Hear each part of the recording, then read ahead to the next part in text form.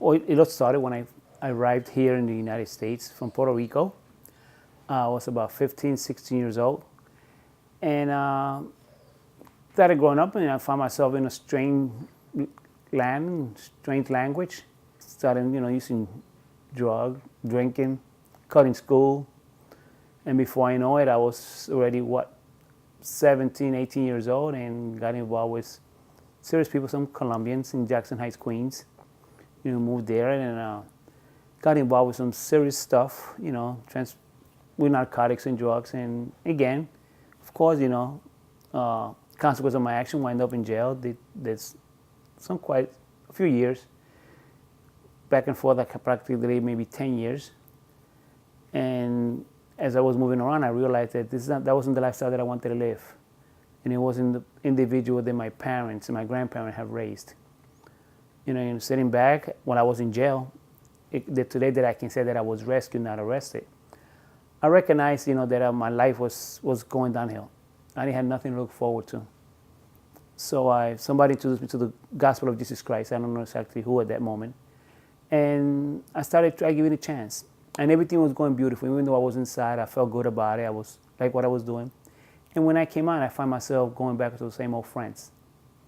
One time I was alone. I was maybe about 3 o'clock in the morning, and I was just doing drugs and stuff like that. And I was in a car, and I had a car coming. And as I looked through the rear mirror to look at the car, what car was coming, I made eye contact with myself. And I didn't like what I seen. I looked at myself, and I felt that I became a monster.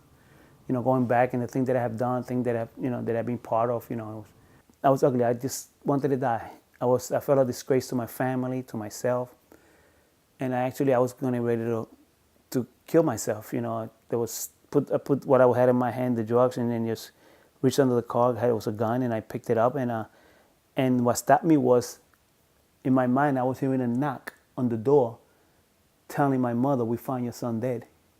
He killed himself." And that day, it woke me up. And then I prayed to God. I said, "Lord, I'm sorry. I know I let you down. I know I have committed myself, but I promise, get me out of this. Even if it means going back into prison, if that's what it's going to take, get me back there." There, I finished school. I got a bachelor's degree, human behavior.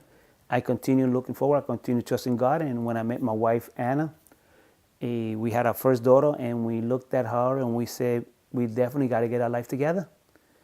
And then since we built a personal relationship with God, became born again, was baptized, and continue serving today. And thank God today I'm an active member as much as I can at a Bethany Church of Reading. I think it all starts with forgiving yourself. It all starts with forgiving yourself. And once you forgive yourself, you start believing in yourself. Because it's not just basically about living, forgiving myself, and everything's going to be okay. No, it takes work. It takes work. It takes sacrifice. It takes pain. It takes, in a sense, where you have to separate yourself. What is it that you really want in life? Do I want to just be a mediocre, I just want to be life according to just life how I understand it?